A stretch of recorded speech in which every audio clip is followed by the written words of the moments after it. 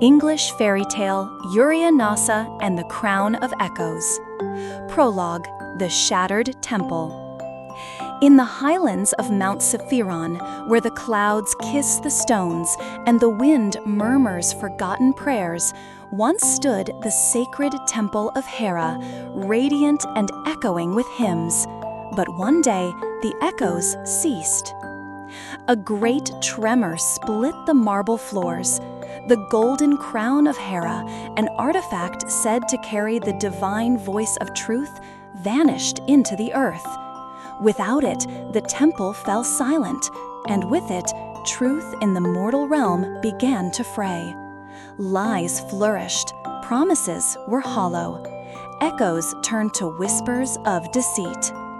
The oracle of Delphi prophesied, "Only she who walks without mask, hears what others deny, and offers no lies to her own reflection, shall restore the voice of the heavens." Chapter 1: The Girl Who Would Not Lie. Euryanassa was the daughter of a sculptor and a seamstress living near the edge of Thebes. She was known for one thing above all: she never lied.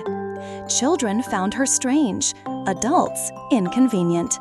But to the gods, she was a flickering torch in a darkening world. One afternoon, as the cicadas hummed and the olives ripened, a priestess cloaked in silver approached Euryanassa at the well. "You are the one," the woman said. "The gods have chosen you to retrieve the crown of echoes." "Why me?" Euryanassa asked calmly. "Because even your silence rings true." Thus began her journey.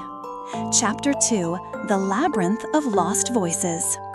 To reach the fallen crown, Euryanassa had to enter the Labyrinth of Lost Voices, a maze built by Daedalus before his exile, filled with echoes that tried to tempt and twist the truth. The entrance stood hidden in a grove where nightingales sang lies.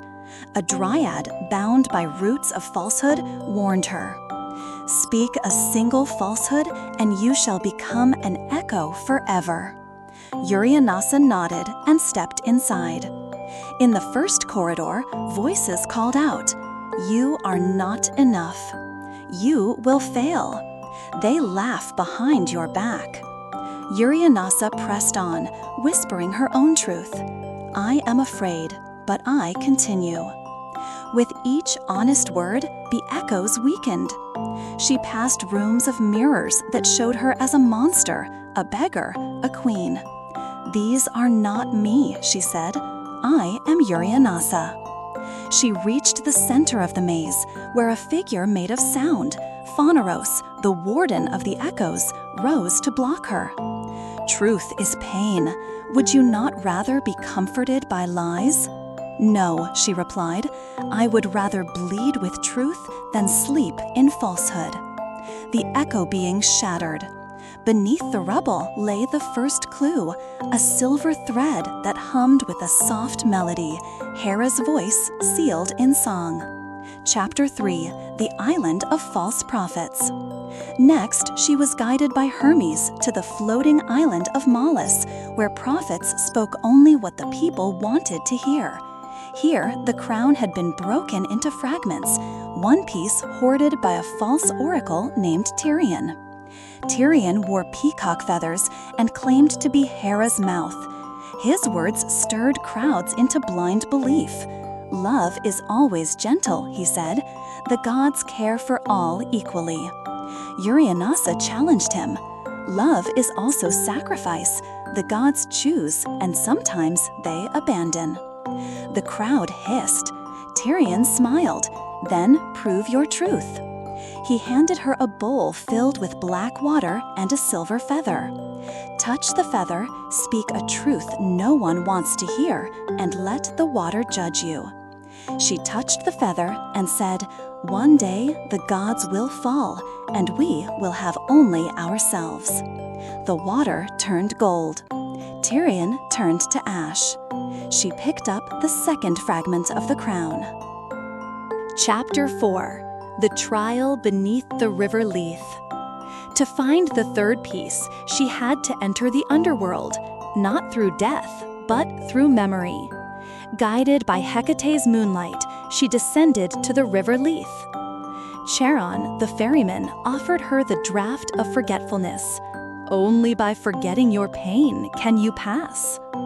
Euryanassa refused. I must remember everything, even what hurts. He ferried her across, impressed. On the far shore, she was greeted by the spirit of her younger brother, Lycaon, who had died of fever as a child.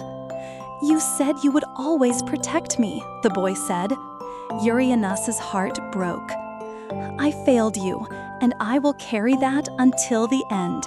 He smiled. The third shard of the crown appeared in his hands. You remember, so you are worthy. She embraced him. The Lethe shimmered. Chapter 5: The Return and the Silence. Euryanassa returned to the ruins of Hera's temple with the 3 fragments. She climbed the altar, her feet bleeding, the wind heavy with forgotten prayers. She placed the crown upon the sacred pillar and spoke. Let truth return, not as thunder, but as whisper. Let it guide those who dare listen. The crown shone, the marble mended, the temple breathed.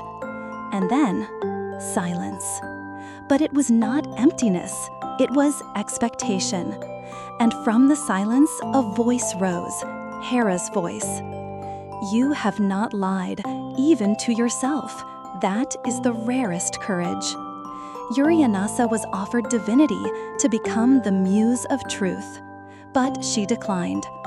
I wish to remain mortal and walk among the liars.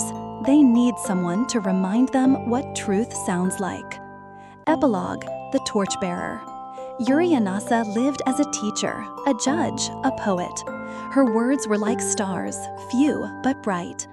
Generations passed, but stories of the girl who would not lie endured. And on certain nights, if one walks to the ruins of Hera's temple and whispers a question with a sincere heart, an echo will return, not of one's own voice, but of hers, and it always speaks the truth. The end.